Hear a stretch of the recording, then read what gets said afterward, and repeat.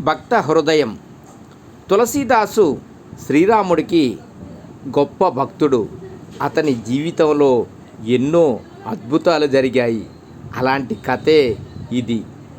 ఒకసారి తులసీదాసు ఇంట్లో ఇద్దరు దొంగలు పడ్డారు. ఇంటి వెనుక వైపు గోడకు కన్నం వేసి లోనికి వచ్చారా దొంగలు. పూజ గదిలో వెండి పంచపాత్ర, ఇతర సామాగ్రి సంచిలో పెట్టుకున్నారు. ఇంటి లోపలికి వచ్చిన కన్నంలో నుంచే బయటకు వెళ్ళడానికి ప్రయత్నించారు. కానీ బయట ఇద్దరు వ్యక్తులు విల్లంబులు పుచ్చుకొని కాపలా ఉండటం కనిపించింది. దీంతో లోపలికి వచ్చేశారు. కాసేపు అయ్యాక మళ్ళీ బయటకు తొంగి చూస్తే ఆ కాపలాదారులు అక్కడే ఉన్నారు. ఇంకా బయటకు వెళ్ళాలని చాలాసార్లు విఫలయత్నం చేశారు. ఇంతలో తెల్లారింది. ఎప్పటిలాగే తులసీదాసు స్నానాదులు పూర్తి చేసుకొని పూజ గదిలోకి వచ్చాడు. ఇద్దరు దొంగలు బిక్కమొఖాలు వేసుకొని అక్కడ కనిపించారు. ఎవరు నాయనా మీరు అని అడిగారు తులసీదాసు. స్వామి, మేము దొంగలం. మీ ఇంట్లో దోచుకోవడానికి వచ్చాం. మమ్మల్ని క్షమించండి స్వామి అని ప్రాధేయపడ్డారు. వారిని ఊరడించిన తులసీదాసు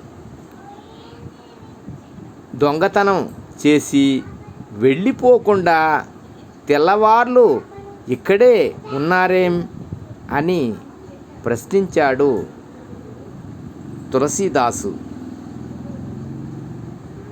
ఏం చెప్పమంటారు స్వామి? ఈ గోడకు ఆవల ఇద్దరు సైనికులు విల్లంబులు ధరించి ఉన్నారు. రాత్రంతా మీ ఇంటికి కాపలా కాశారు. ఒకరేమో నల్లగా ఉన్నారు, మరొకతను ఎర్రగా ఉన్నారు. వారిని చూడగానే భయమేసి లోపలికి వచ్చేసాం. కాసేపు అయ్యాక వారిని మళ్ళీ చూడాలనిపించింది. మళ్ళీ బయటకు వెళ్ళడానికి ప్రయత్నించాం.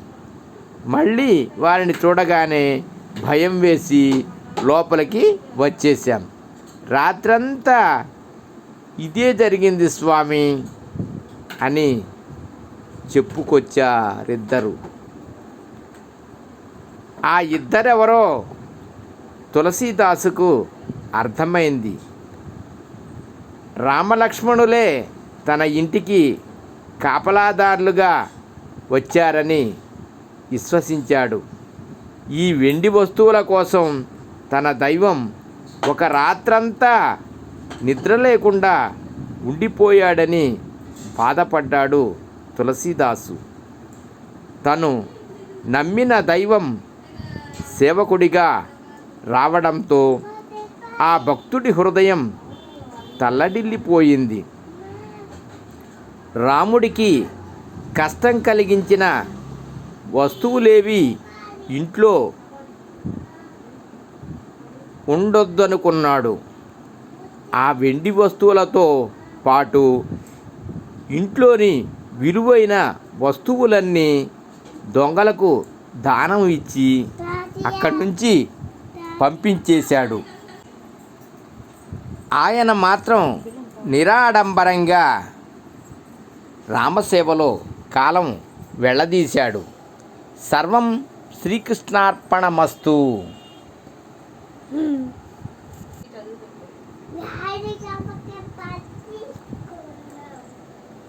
లోక సమస్త సుఖినో భవంతు.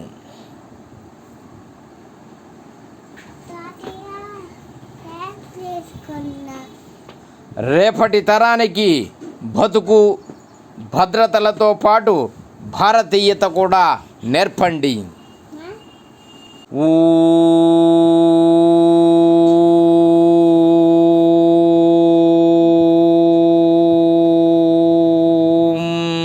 నమః శివాయ.